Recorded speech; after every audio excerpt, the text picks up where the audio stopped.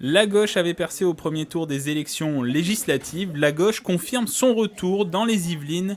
La nouvelle Union populaire écologique et sociale aura 2 députés yvelinois à l'Assemblée nationale suite aux élections législatives. D'abord dans la 8e circonscription, Benjamin Lucas s'impose largement. J'ai fait campagne depuis des semaines auprès des habitantes et des habitants pour convaincre, pour mobiliser, parce que j'ai entendu des souffrances, parce que j'ai entendu aussi des envies, des attentes, des aspirations qui correspondaient, je crois, à ce que je portais, à ce que nous portions dans cette campagne, sur le pouvoir d'achat, sur la justice sociale notamment, sur le respect et la dignité pour chacune et pour chacun. Donc ça ne me surprend pas, c'est l'ampleur du résultat qui me surprend en revanche, parce qu'il est très large et plus large que ce que je croyais. Ce qui a fait la différence, c'est qu'on a fait campagne d'arrache-pied, qu'on est allé voir des milliers de gens, qu'on a frappé à des milliers de portes, qu'on a échangé, qu'on a écouté. Ça a été une campagne de dialogue, une campagne d'idées. En tête lors du premier tour, le candidat de la NUPES récolte 5000 voix supplémentaires au second tour sur l'ensemble de la circonscription. À Mantes-la-Jolie, il dépasse les 60% avec une abstention plus faible qu'au premier tour.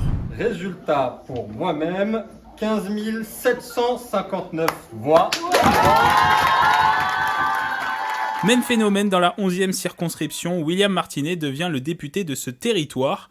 Il devance la candidate de la majorité présidentielle Aurélie Piacenza de 117 voix seulement. Notre réservoir de voix, c'était les abstentionnistes. Voilà. Il n'y avait rien d'automatique et de mécanique pour pouvoir faire plus de 50% des voix. Il a fallu retourner sur le terrain et à réussir à convaincre à la fois de nos propositions, mais ça c'était pas le plus difficile. Le SMIC à 1500 €, la retraite à 60 ans, le blocage des prix, c'est des mesures qui sont majoritaires, ultra majoritaires dans le pays. Ce qui a été le plus difficile, c'est de convaincre qu'il était possible de gagner. Bien entendu, il est arrivé en tête à Trappes, qui est la première ville de la circonscription. Donc c'est ce qui a fait l'écart entre a priori sur les résultats. À Trappes, le candidat de la NUPES récolte 78% des suffrages avec une participation plus importante par rapport au premier tour.